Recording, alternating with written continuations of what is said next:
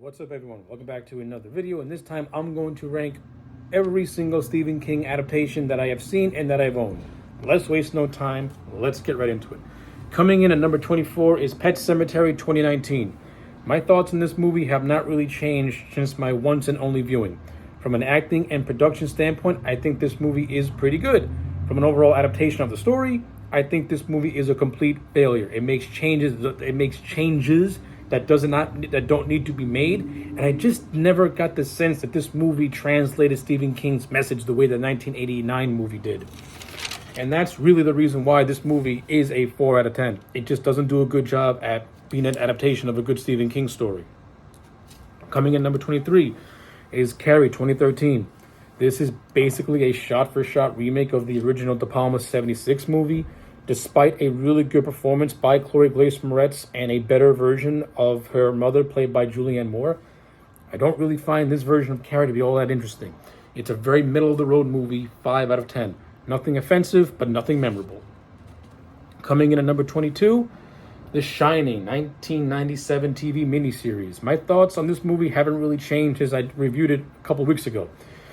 It's a very ambitious movie. I thought Mick Garris did it to the best of his abilities, but it feels like Stephen King was just trying to cram every single instance of his novel, hell be damned of everything else. But for what it is, I still enjoy it. It still has a lot of good things in it. And I still think Steven Weber gives it a very underappreciated and underrated performance as Jack Torrance. 6 out of 10. Number 21 is Creepshow 2. I like the first Creepshow movie. I enjoy Creepshow 2. It's not as memorable or as good as that first movie, but Creepshow 2 is still a hell of a lot of fun when you watch it, with the raft pretty much being the strongest segment out of the entire movie. 6 out of 10 for Creepshow 2. Coming in at number 20 is Cujo, a movie with a killer St. Bernard dog. It's as basic as a plot as you're going to get. This movie doesn't have the world's most interesting characters, nor are these characters likable, but the movie does have some good production values, and the movie does legitimately make the dog Cujo come across as just scary and just intimidating. 6.5 out of 10 for Cujo. Coming in at number 19, The Stand 1994 miniseries. I like this slightly above the Shining miniseries, though just not by much. I think The Stand has its own issues to itself, but I think from a more constructed way, the movie is better, though it is bloated in a lot of areas. But overall, I like The Stand, and Jamie Sheridan as the walking dude, Randall Flagg, he does give a very memorable and really good performance. Coming in number 18 is the classic It 1990 miniseries. This movie was very ambitious for its time.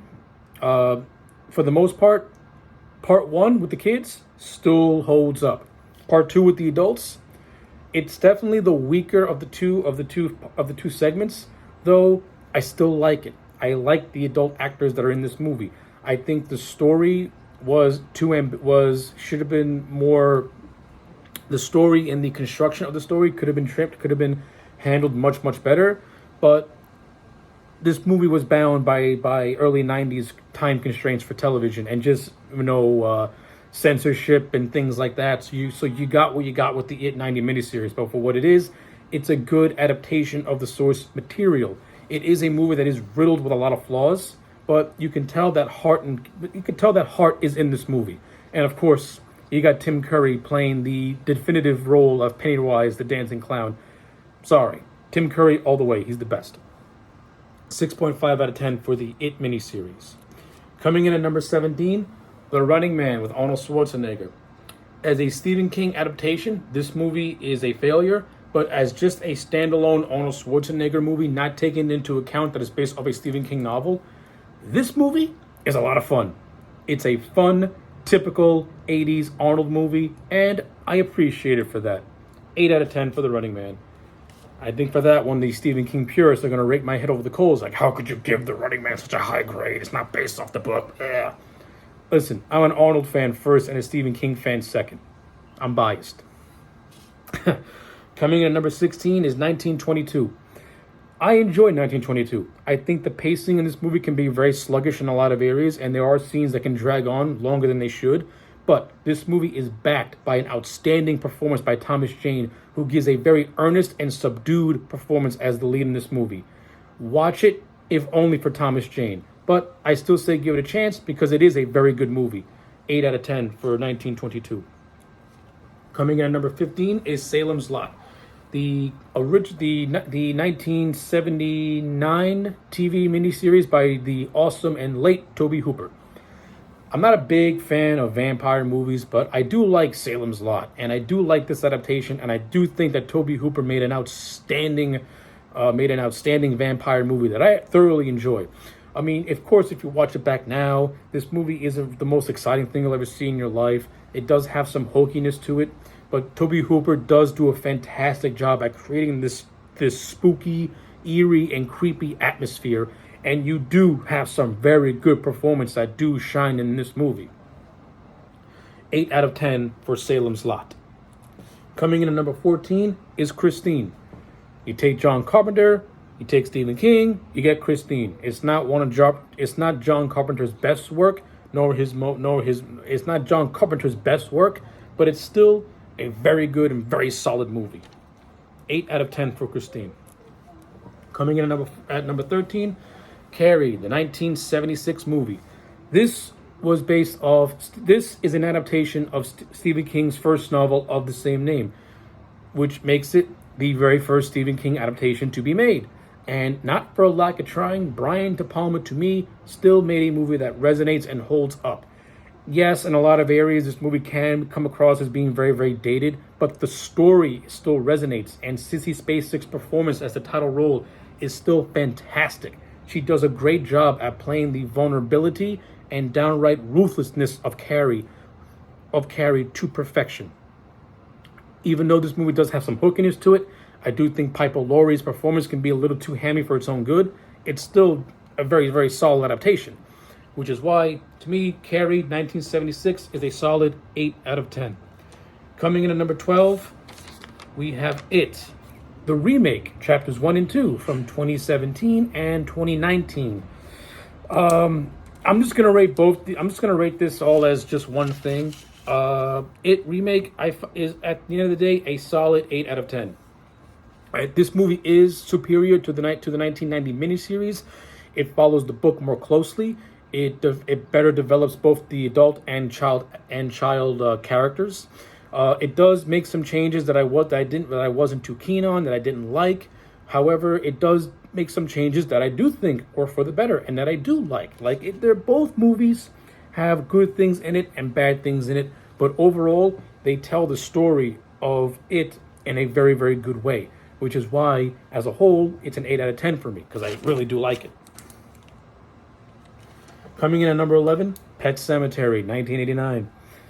This movie still holds up. To me, it still holds up. Yes. It does have some silly and hokey things in it, like a lot of Stephen King movies do, but the message still translates awesomely, which is, how far are you willing to go to bring someone you love back from the dead? And if you do it, are you willing to accept the consequences of what might come with that?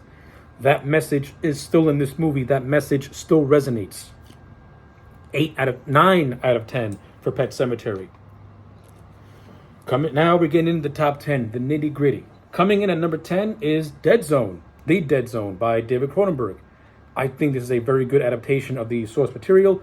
Christopher Walken gives an outstanding performance. David Cronenberg puts in outstanding direction. Despite maybe one flaw, this is a near perfect movie, to me at least. 9 out of 10 for Dead Zone. Coming in at number 9 is The Green Mile. The Green Mile is a very good movie backed by an awesome performance by Tom Hanks and Michael Clark Duncan, with great directing by Frank Darabont. My thing with The Green Mile is that this movie can run on longer than it should, and there are moments where it does tend to drag on for ages. But it's still a very strong movie, and it's still a very damn good movie, which is why Green Mile to me is still going to be a 9 out of 10. Coming in at number 8 is the grossly underrated and underappreciated Doris Claiborne. This movie comes pretty much off Kathy Bates' performance in Misery. Dolores Claiborne's kind of like her follow-up in terms of a Stephen King performance. And Dolores Claiborne is a fantastic movie. This movie is somber. This movie is dark. This movie tackles themes of child abuse and spousal abuse and things like that. And having to go into your memory banks and dredge up memories that you repressed for so long. It's an outstanding movie. It does have some flaws in it that I found personally, but as an overall movie, it's damn good, which is why it's still a 9 out of 10 for me.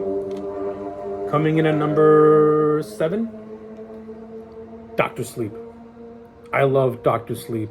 This movie is damn good, and despite 2 big flaws, it's a 9 out of 10, but if those flaws were to be fixed, this would be in my top 2. That's how much I love Dr. Sleep.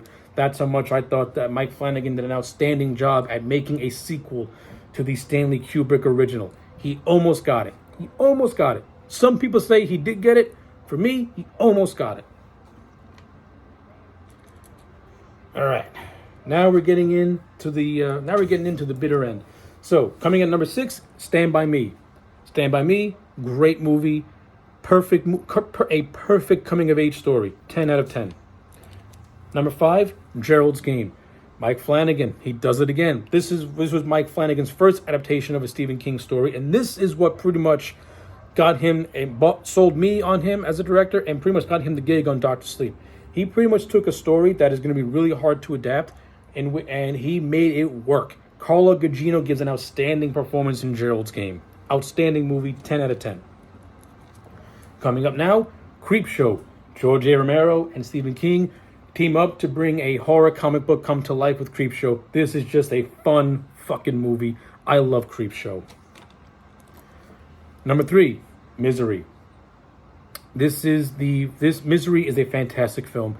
Kathy Bates and James Caan give outstanding performances, and Misery still has one of the most just gruesome scenes in any Stephen King adaptation when Misery breaks the guy's ankle. Still gets under your skin, and Kathy Bates' performance as Annie Wilkes is still fantastic. How she can go from being just this caring person to a villainous bitch within a span of a millisecond is still just a marvel to look at. 10 out of 10 for Misery. Number 2, Shawshank Redemption. The Shawshank Redemption is still a powerful and fantastic movie. And this proves that Stephen King can do dramas and do dramas very, very well, if not better than most dramatic authors. The Shawshank Redemption still holds up. Tim Robbins, Morgan Freeman, outstanding performances. Frank Darabont, fantastic direction. The story is inspiring and inspiring and still holds up. Shawshank Redemption, 10 out of 10. And finally, my number 1 favorite Stephen King adaptation of all time is The Shining 1980, the Stanley Kubrick movie. Even though this movie does not follow the source material well, I still love The Shining. This movie was what got me into Stephen King in the first place. And I've said many times that I ain't the world's biggest Stanley Kubrick fan. That doesn't mean that I don't respect him as an artist and as a filmmaker. The Shining is a perfect example of just how good the man really was. And I got nothing else to say about it. It's a 10 out of 10. So yeah, those are my rankings and ratings on the Stephen King adaptations that I've owned and seen. Let me know yours in the comment sections down below. Like the video and subscribe, and I'll check you back next time for more.